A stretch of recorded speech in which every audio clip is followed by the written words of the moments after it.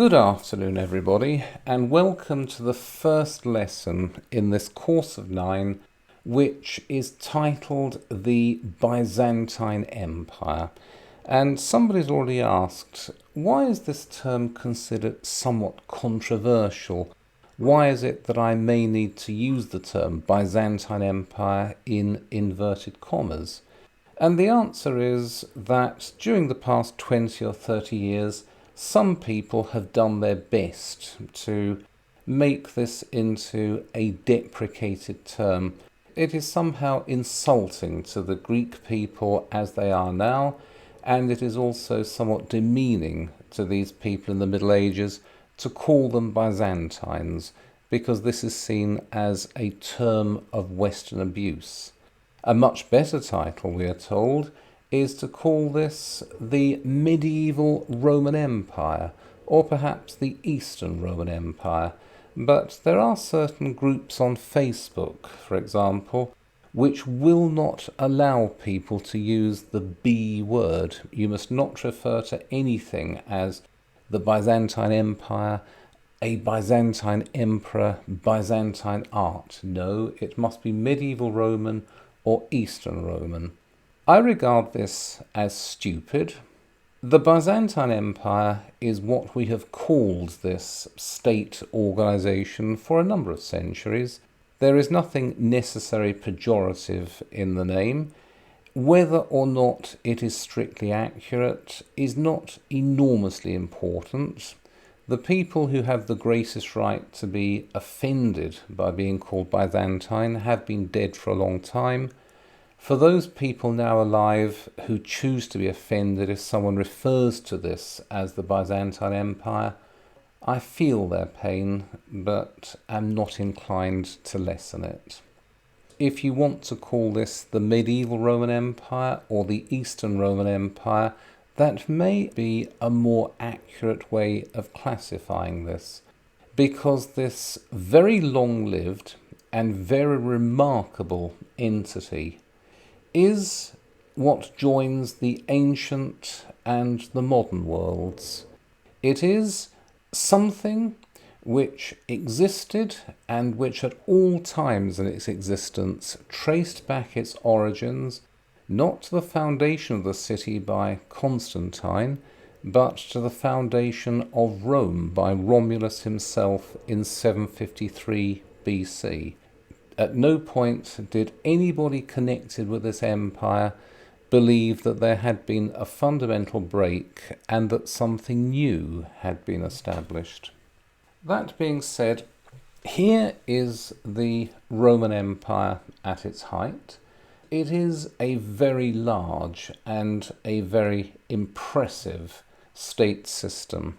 If you leave aside the suffering and bloodshed that attended its conquest and the doubtless immense injustices that attended its maintenance, if you simply look at the extent of territory and the extent of time during which those territories were held, you can say that this is not only the last but the greatest of the ancient empires, and it is one of the most remarkable empires of which we have any understanding.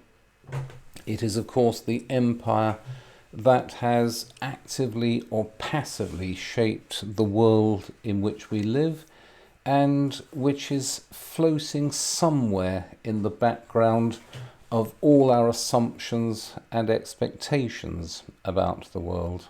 Those who lived in it, with the possible exception of the Jews, who were frequently sceptical about it, regarded, for the most part, as divinely ordained by the gods or by God or by the fates, and that it would, in one way or another, last for ever and ever and ever. Of course, it didn't last for ever and ever and ever, but people did believe that it would. Here is a representational list of the first 18 of the Roman emperors, running from Julius Caesar, whom we can take as the first of the emperors, I won't argue about that, all the way through to Commodus, These are the first 18 supreme masters of the Roman world after the end of the Roman Republic. Whether these were inspired geniuses, and I think you can call Augustus that, whether they were barking mad, which probably applies to Caligula, whether they were showmen or tyrants or both like Nero, whether they were a safe pair of hands like Tiberius or perhaps Nerva.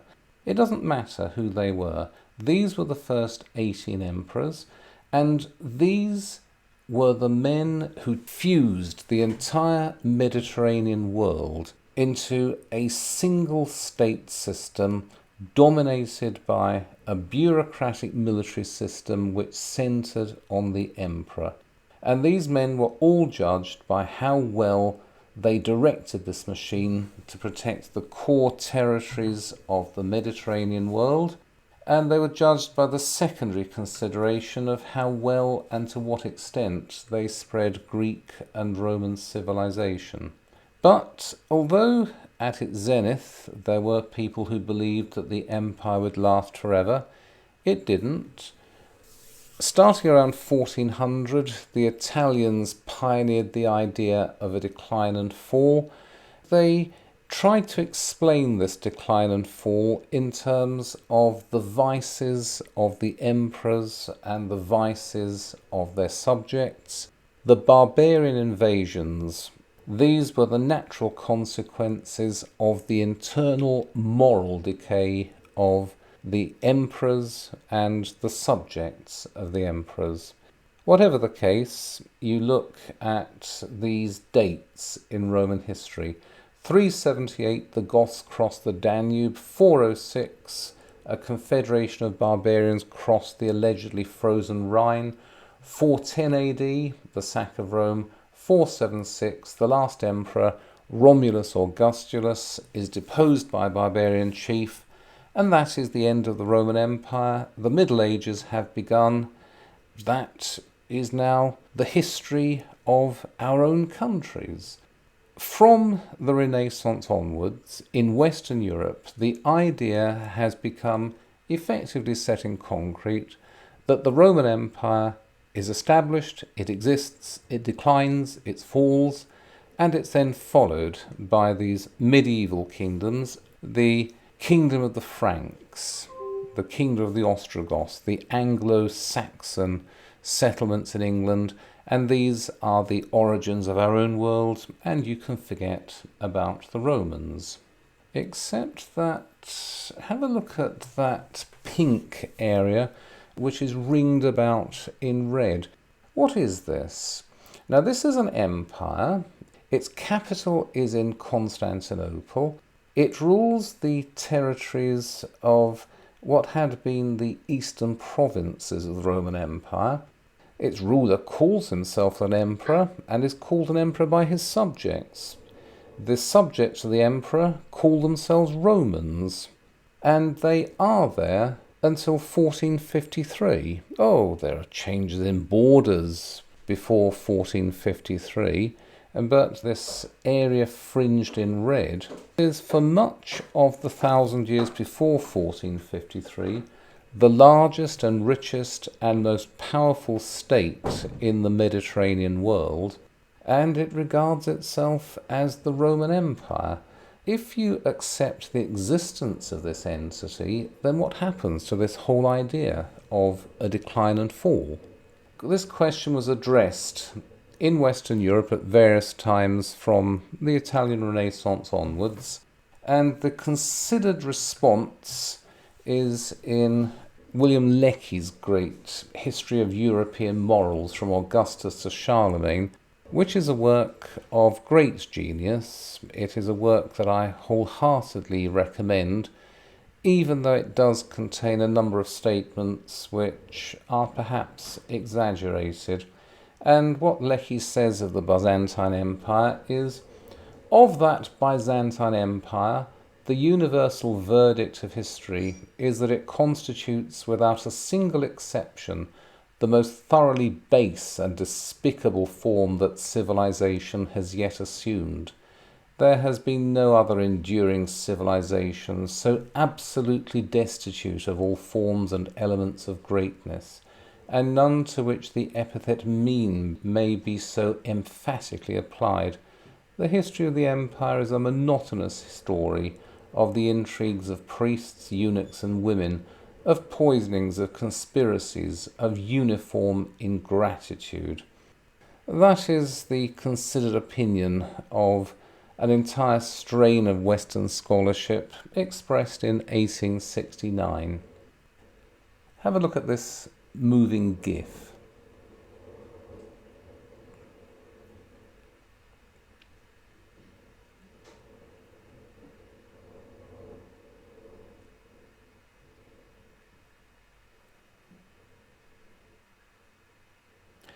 You can see that after 1400 the empire becomes a shadow of itself and there is no recovery. But you'll notice that in the 1,000 years before then, there are times when the empire shrinks and shrinks alarmingly, but there's always a recovery afterwards. All through the Middle Ages, in the Eastern Mediterranean, this empire is continually shrinking and continually growing and continually existing without any doubt, and must be continually taken into account by all the other powers in the region. And this cannot be seen as a civilization so destitute of greatness that it was always tottering on the edge of dissolution. It is one of the most remarkable empires that has ever existed, one of the most remarkable states that has ever existed in the Mediterranean world. It does develop without any substantial break from the high Roman Empire of Augustus and Marcus Aurelius. There is an entire industry of representations of the degeneracy of the Romans after a certain time in their history, and this is The Roses of Heliogabalus by Lawrence Alma-Tadema, a very fine artist, and I like to show his pictures, shown in 1888. This is the Emperor Heliogabalus. He was the emperor in the 230s AD, a most unusual young man. There is a little bust of him on the right. He is somebody who had a number of wives. One of them was the chief Vestal Virgin. He also had a number of husbands, and he sent his agents combing through the empire, always looking for new husbands for himself. I won't go into the frequently disreputable details of it, but he always made sure that when his agents were sent out looking for fresh husbands, they were well equipped with rulers. He was one of the strangest of all the Roman emperors, and he is seized on by many historians, or has been seized on by many historians, to show, look, this is the utter degeneracy into which the Roman Empire fell, certainly from the time of Commodus, and perhaps it was tending towards that for some time before. How on earth could an empire survive when it is ruled by such worthless degenerates as Heliogabalus? And then make a list out of others. You can add Commodus or Nero or various other people. The truth is that it doesn't matter what the emperor is doing in Rome for the most part. What matters is the health of the overall bureaucratic and military machine, whether it is fed with enough tax money and whether it's fed with enough manpower to keep it going. After about 150 AD, a series of climatic changes in the Mediterranean world, and perhaps in the world at large, meant that the bureaucratic and military machine that was the empire just didn't get sufficient men and money to keep it efficiently in operation.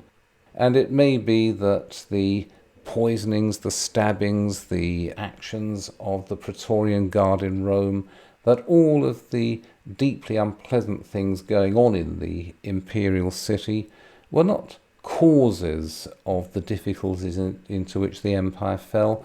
They were symptoms. They were, at the worst, effects. Rather more important than how many husbands the emperor had is this. This is a much better indication of what went on after about 150 AD.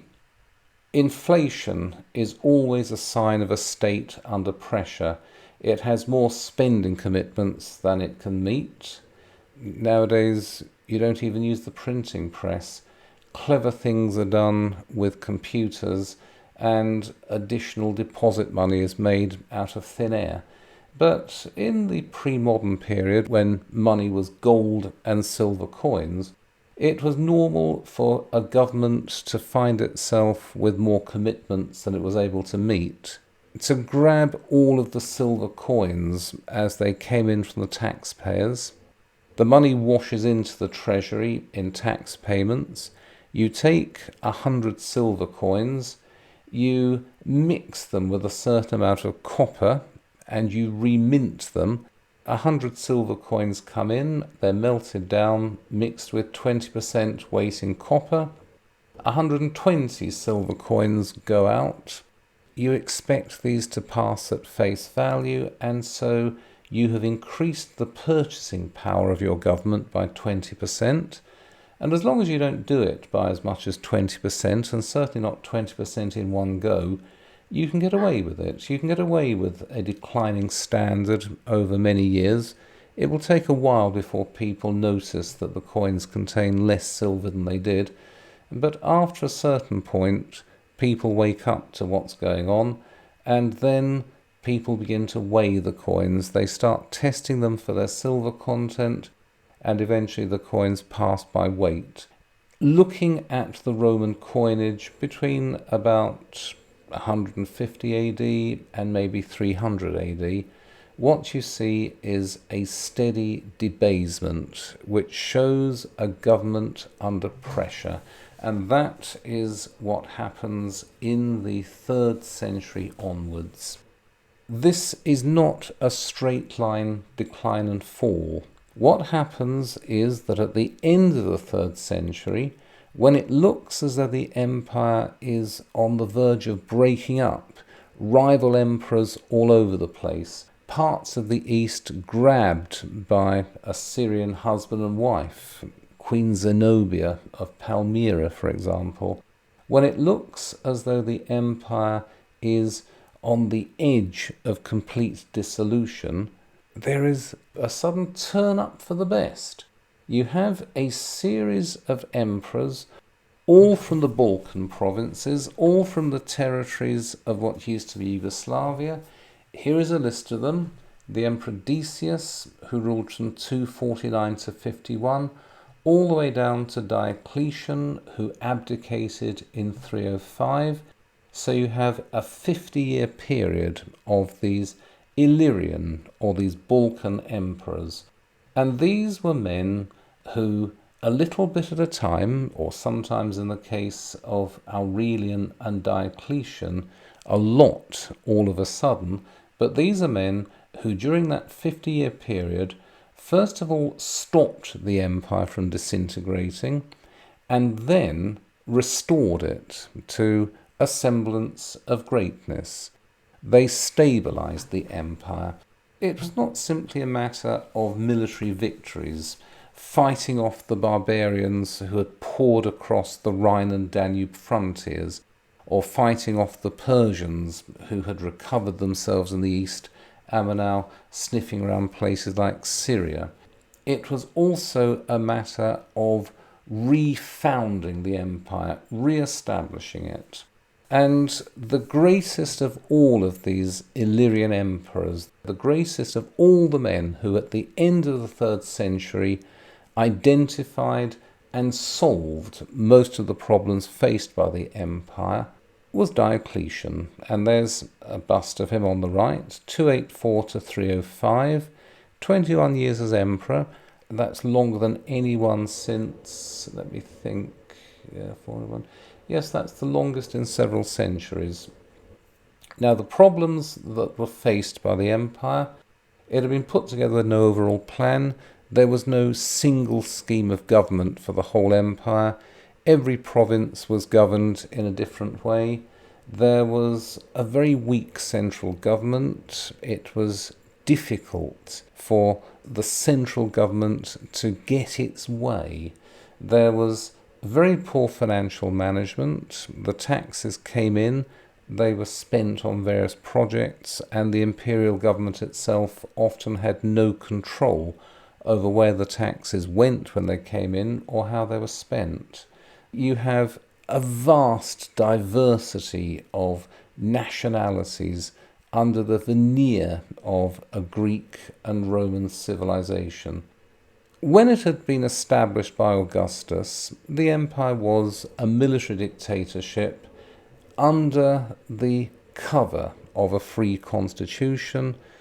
That can be taken as a work of genius because it gave monarchy to a world in which the most important people regarded monarchy with horror and disgust. Augustus was able to rule as a monarch by not presenting himself as a monarch. That had been 300 years before, and since then there had been a fundamental change in the Roman world. Nobody seriously expected the empire to function as a constitutional republic. The idea of the emperor as simply another citizen who was invested with unusual powers for the duration had worn very thin. It was now causing serious harm to the stability of the empire, because if the emperor is just an ordinary man invested with unusual powers for a certain time, it means that anyone can be an emperor, anyone at all. If you don't like the emperor who is in Rome, you simply get yourself put up as an emperor by your soldiers, let's say. If you can win a battle in a civil war, then you become the emperor. All of these problems and others were identified by Diocletian and his advisors, and they brought about a revolution in the structure of the empire and the way in which its government was viewed by its people. The emperor declared himself a divine right autocrat. He took off his toga and put on a purple silk robe. He put on a diadem. There was no more walking around the Forum in Rome, shaking people by the hand, clapping people on the back, and pretending to be an ordinary senator. The emperor now disappeared behind an army of eunuchs, and when he did show himself in public, everyone was expected to do a full prostration before him. Down on the ground, bang your head 3 times on a carpet, because you are in the presence of your divine Lord and Master, which was viewed by Gibbon as something of a come-down from the old idea of the Roman Principate. But at the same time, once the emperor becomes a divinely ordained being who cannot be approached by ordinary mortals, the number of military coups, of assassinations, of civil wars drops away very significantly.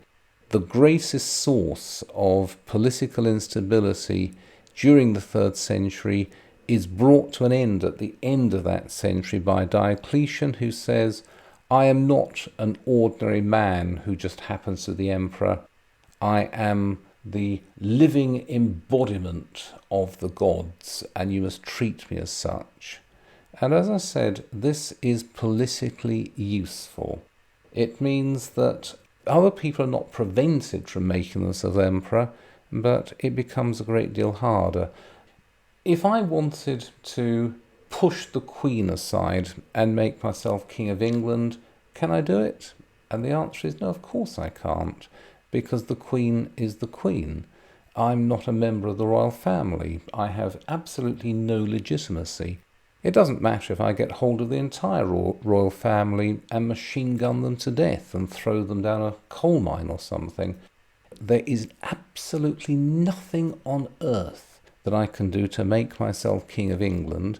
And because of that, nobody tries to do it. Because it can't be done, nobody tries to do it, which is possibly one of the secrets of our political stability over so many centuries. And Diocletian tried to do something like this with power in the Roman Empire, and he did not entirely fail. It was not a complete success, but it was not a failure either. Diocletian also realized that the empire, as it had come down from the 1st and 2nd centuries, was now too large and too diverse for any one man to rule. There were too many critical threats. There was the Rhine frontier, the Danube frontier, the Euphrates frontier. The empire needed to be divided, not into separate empires, but it needed to be divided into semi-autonomous zones, each ruled over by its own strong man who would give full attention to his own critical frontier. Diocletian settled all the external threats to the empire. He also reformed the empire fundamentally, and at the end of 21 years, he became the first emperor ever to abdicate. He laid down his power as emperor, went off to Spalato, or Split, I believe it's called, and spent the rest of his life growing cabbages. And so this is the new shape of the Roman Empire. You have the East, which has its working capital in Nicomedia, and then you have 3 other areas. There are 2 Augustuses, one in Rome, one in Nicomedia, and under each Augustus there is a Caesar who looks after some other part. It seems to work rather well, and it does work well. Although after Diocletian retired as emperor, there was a decade of occasional but undeniably renewed civil war. Eventually this man, Constantine, comes out on top. By 312, Constantine is the sole power in the Mediterranean world. He also is a great creative genius when it comes to maintaining power is concerned. He kept all of the changes brought in by Diocletian, but he made 2 further very important changes. The first is that he established Christianity as the official faith of the empire, and the second is that he founded Constantinople as the new Rome. If you are a devout believer, there is no need for secondary explanations. This is the true faith, and it was part of the divine plan from the very beginning that the empire would turn to Christianity, that the empire would establish Christianity as its faith, and everything else is so many facts along the way. However, if you look to these secondary causes, if you ask, how was it that the followers of a crucified Jewish carpenter eventually managed to take over the whole of the Roman Empire, you can make up a list of bullet points which are worth discussing.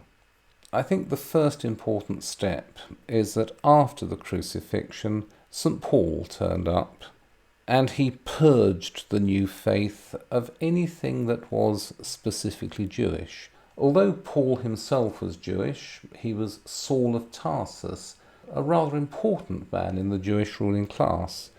Paul had the very clever idea not of staying in Jerusalem to argue it out with the Sadducees and the Pharisees.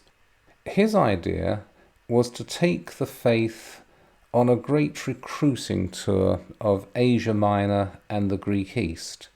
Not to address himself to the Jewish communities, well, not necessarily to the Jewish communities in the cities of the Greek East, but instead to take the new faith to the Gentiles. And at the end of 20 years, Paul went back to Jerusalem, at the head of an immensely expanded early church. By the end of the first century, although there were still Jewish Christians, there were still Jews who regarded themselves as Jewish followers of Jesus Christ, the great majority of Christians were Greeks. They were Gentiles. The new faith was transplanted. It began as a Jewish heresy. Within a few generations, it had become a new religion for the Greeks. And it is a very remarkable religion for the Greeks. There are many other mystery religions which have been accepted into the Greek East, taken from various subject nationalities. The cult of Isis, for example, borrowed from the Egyptians. The cult of Mithras, borrowed, I think, from the peoples of Mesopotamia.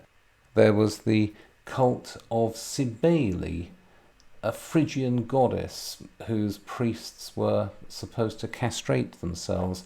There were any number of these oriental mystery religions going the rounds.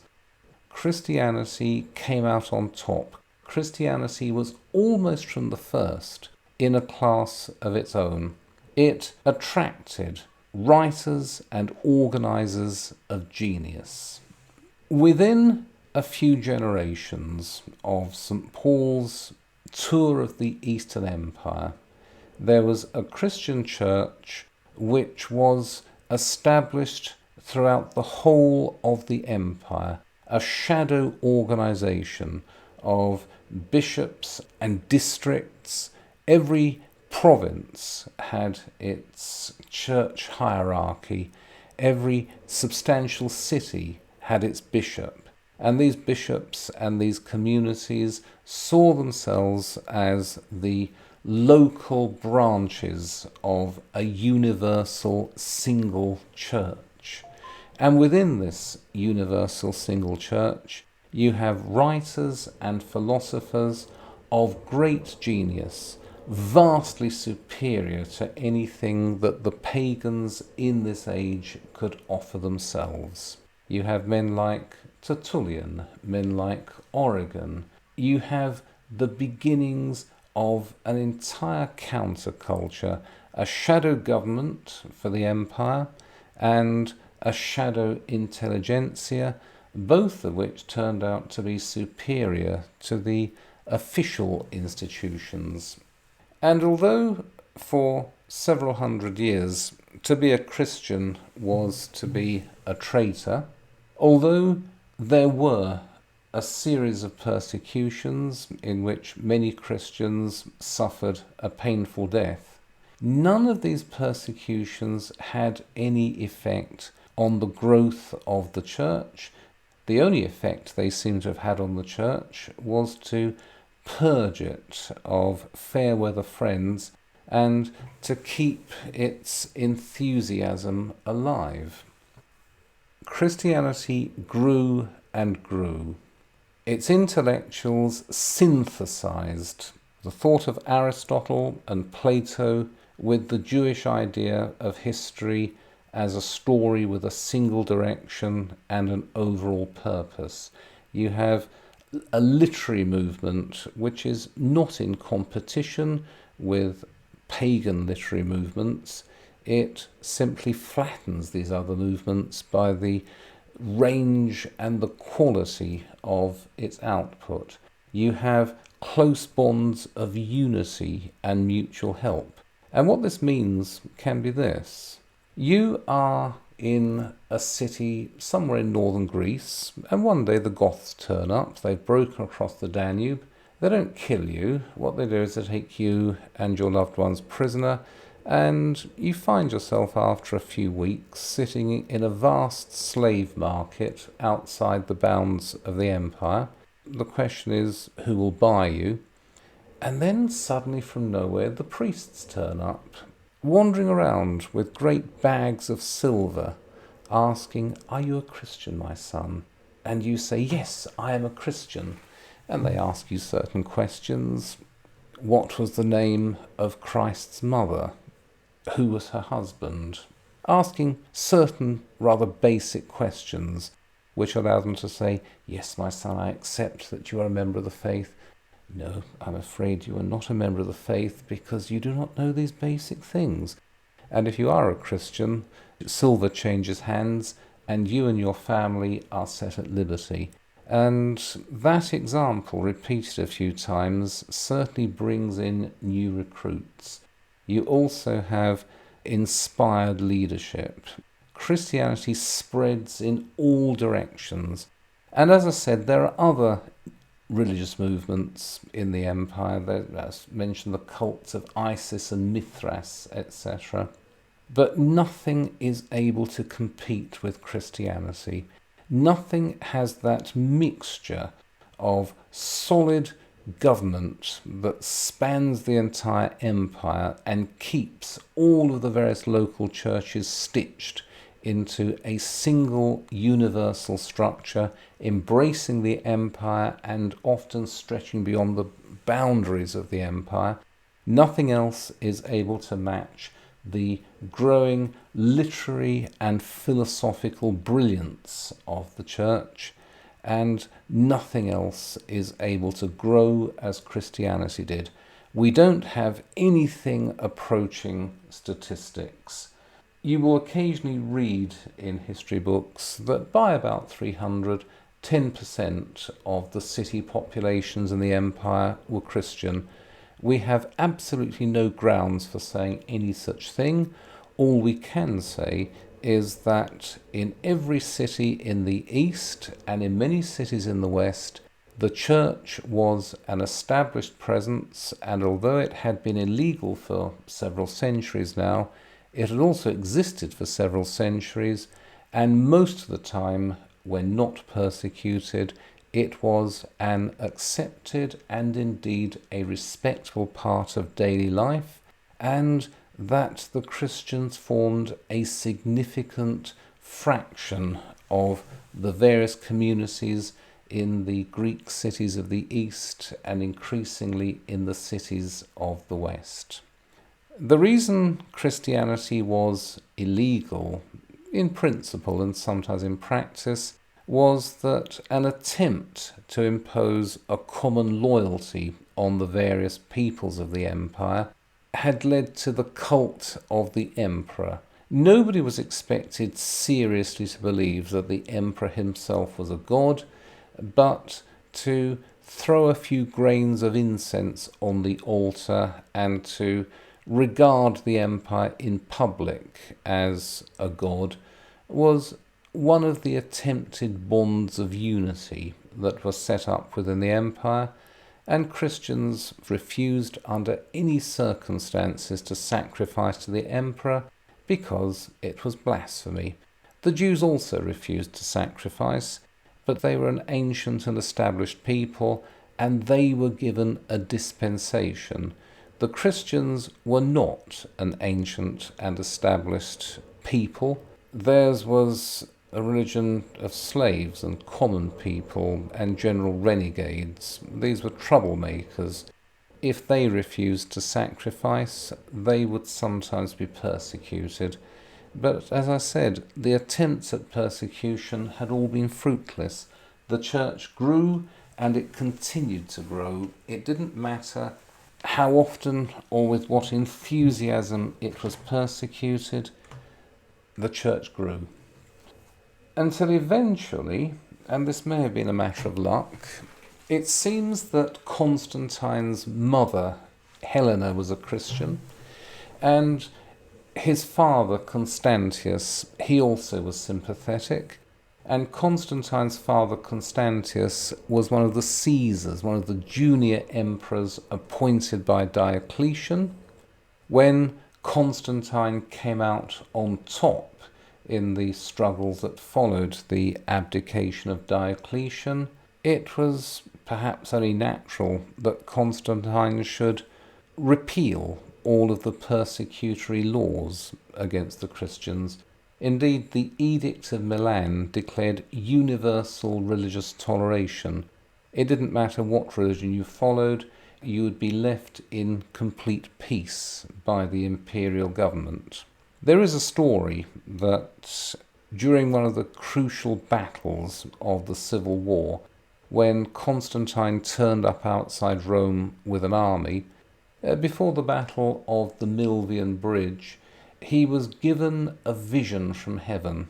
A crucifix appeared in the sky with the words around it, "By this sign conquer." And because Constantine did win that battle, fair's fair, he established Christianity as the faith of the empire. That is a story. There may be some truth. It doesn't matter. What does matter is that for a long time the emperors had been looking for some basis of a common loyalty within the empire.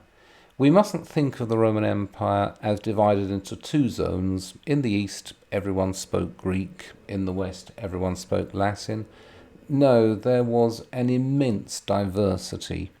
The official languages were Greek and Latin, and everyone who was important spoke and particularly wrote Greek and Latin. But beneath that very thin veneer, you have an endless diversity of peoples and languages. Constantine's idea was that Christianity would be the glue that would hold the empire together. Everyone would become a Christian, and everyone would listen to the church when it preached boundless obedience to Constantine, not simply as the emperor, but as the 13th apostle of God. Constantine began by repealing the anti-Christian laws. He declared a total religious toleration, but within that total religious toleration there was a continuous bias towards Christians. Two young men present themselves for a job in the administration. They are both equally well qualified, they are both equally intelligent. One of them is a Christian, the other one isn't. The Christian gets the job. And you can imagine what effect that will have over several generations. Since paganism was hardly ever exclusive, and since it does appear that many pagans did not hold fixed views, they didn't worship their gods with the same absolute commitment as Christians, you can see that in that kind of competition where Christians have the preference, the number of Christians will grow and grow and grow. There were substantial numbers of people who refused to convert. Right until the first quarter of the 5th century, the extreme upper class in Rome hung on to its pagan faith and traditions, and in the countryside, the people were almost untouched by the missionaries, and it was up to churches in the 5th and 6th centuries to do their work in the countryside. But by about 400, if you take the cities as the empire, then it is possible to speak of the Roman Empire now as the Christian Empire. Let's now turn to the possibility of a new capital. Have a look at Rome. Rome occupies a nice central position within the Mediterranean area, or it seems to occupy a nice central position, but it is about 100 miles from the sea. You have to get down the Tiber, or you have to get down a canal before you get to Ostia, the port. It's facing into the western Mediterranean. It doesn't face east to the most populous and the wealthiest districts of the empire. It's also a long way from all of the important frontiers. To get messengers between the Rhine and Danube frontiers and Rome can take several weeks. To get messages from the Euphrates to Rome also can take several weeks, and that's going flat out. Rome is not a very convenient capital for an empire which is now under pressure on its frontiers. It's the capital for historical reasons. It's the capital because it was the Roman people who conquered this area. As the capital of a Roman Empire, Rome is in the wrong place. It is just not convenient. Have a look at the position of Constantinople. It's right on the straits that separate Europe from Asia. It's also on the waters that divide the Aegean Sea and therefore the Mediterranean from the Black Sea. Let's talk about commerce, and we must try to rid ourselves of any assumption that the Black Sea is some kind of dead end. You have to go through the Mediterranean into the Aegean and then through the Dardanelles, and then you're in the Black Sea. You do your business in the Black Sea and then you go back through the Dardanelles, back into the Aegean, back into the Mediterranean.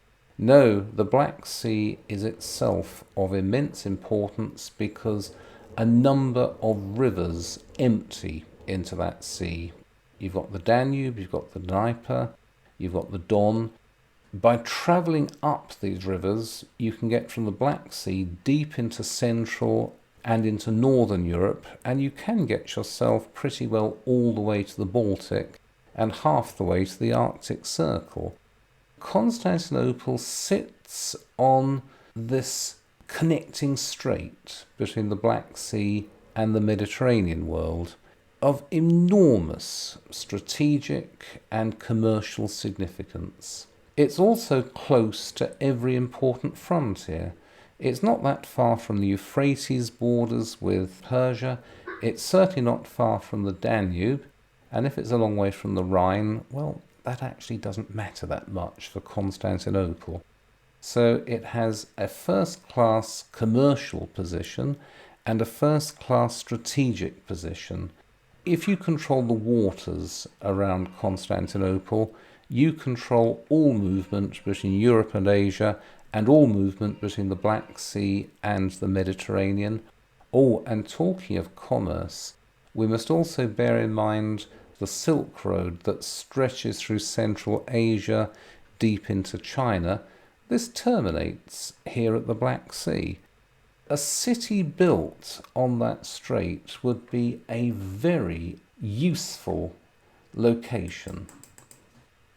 Here, top right, you've got a map showing the usefulness of the site in general terms, but have a look at the more detailed map on the bottom right. You've got a piece of land that is effectively an island. If you enclose this promontory by walls that are sufficiently well fortified, you are then surrounded on three sides by water. And not only that, but you've got this wonderful Golden Horn, an enormous natural harbour. What you can do is you can put a chain across this and stop ships from coming in and going out. You can build a city in a place that is of critical commercial and strategic importance. A place that is naturally well fortified, so long as you can block off the land approaches by sufficiently good land fortifications, and you've got a large natural port where any number of ships can go and shelter in complete security. Why did nobody beforehand ever realize the enormous value of Byzantium, as it was called, as a potential capital of the entire Mediterranean world?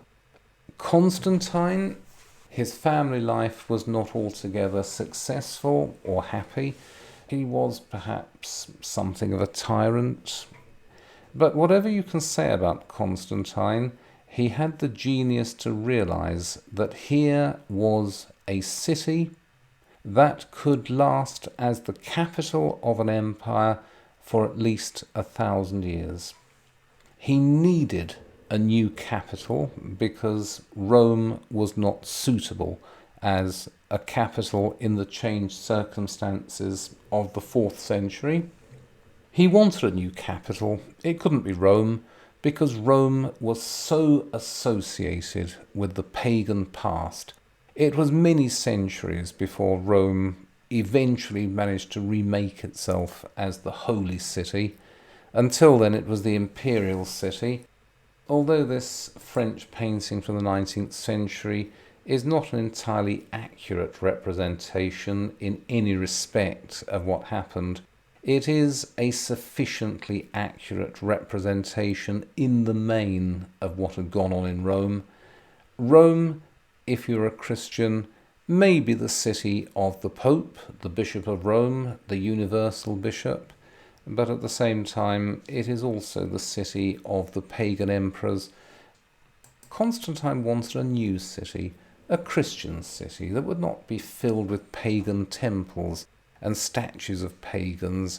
It would not be a city where everywhere you looked there were reminders of the bad old days of paganism. He wanted a new capital and a Christian capital. He founded Constantinople in 324, he dedicated it in 330, and this city was protected by relics of the true cross, the rod of Moses, and much else. It was also protected by rather large land walls and sea walls. Its largest building, apart from the imperial palace, was the Church of the Holy Apostles, built on the site of what had been a temple of Aphrodite. And here it is, the New Rome. That was one of the names given to the city. Its official name is of no importance. It very quickly became known universally as Constantinople, the city of Constantine. And here is an aerial representation of the city as it may have been around the year, shall we say, 500. As it may have been around the year 550, forgive me, looking at the Hagia Sophia. Certainly by about 350. Constantinople was already the largest and richest city in the Mediterranean world. It may have been the second or third largest city in the world, and it would continue to grow until in the early years of the 6th century it might have a population of 1 million. As I said, it would be the largest and richest city in the Mediterranean world, and it will remain that way for at least the next 800 years. I seem to have finished, or at least I've finished everything I wanted to say. Does anybody have any questions?